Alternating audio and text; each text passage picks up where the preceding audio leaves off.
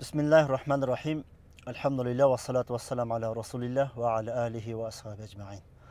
Урматтуу мусулман бир туугандар, бир пайдалуу окуя.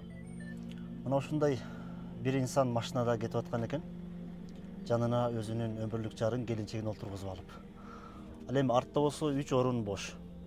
Жолдо баратса, жолдо бирөө тосуптур.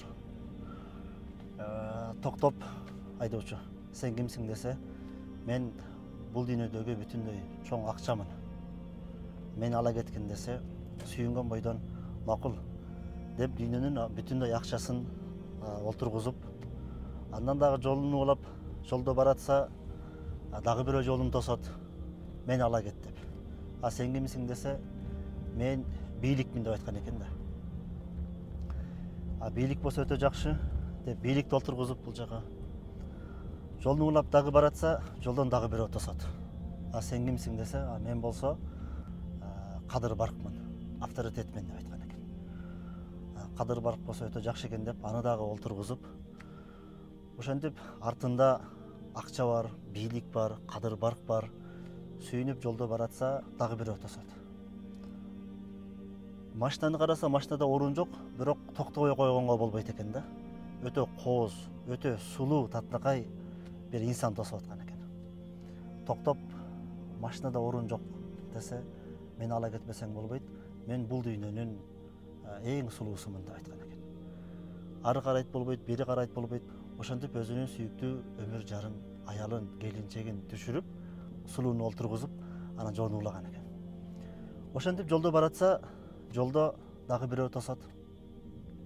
Бул киши эми артта бийлик бар, акча бар, кадыр барк бар, дүйнөнүн сулуусун салып алган машинага, аны тоготпой, токтобой өтүп баратса, тоскон киши жолун тарайт.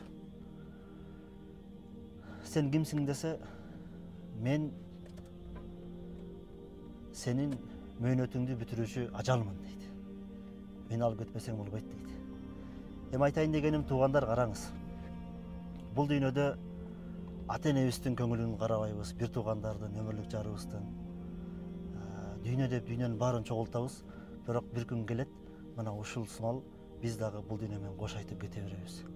Биздин артыбыздагы байлыгыбыз дагы, бийлигибиз дагы, кадыр баркыбыз дагы, сулуу алган аялыбыз дагы бизге жардам бербей калат. Кудайдын астына барган күн келет. Мына ошол жерде бул дүйнөдө кылган жакшы амалдарыбыз гана барат. Биздин байлыгыбыз, биздин бийлигибиз баардыгы бул жакта калып калат. Ошондуктан кээде сенин бул дүйнөдө кадыр баркың көтөрүлүшүнө, сенин жакшы иштерге жетишиңе жардам берген өмүрлүк жарыңды дагы кээде мына ушинтип кыянат кылып койгон эркектер жок эмеспиз. Ошондуктан канчалык таза болсоң, канчалык аруу болсоң, Алланын астында мына ошол иман менен, Алланын астында ошол таза жүрөк менен, ошондой эле жакшы амалдар менен гана бара алабыз. Бул окуядан буйруса жакшы бир пайдалык деген үмүттөбүз. Албетте, бул дүйнөнү да кылыш керек, бирок ошол эле учурда акыретти унутуп койбошубуз керек. Эртең Кудайдын астына барарыбызды унутуп койбошубуз керек. Ассаламу алейкум ва рахматуллахи ва баракатух.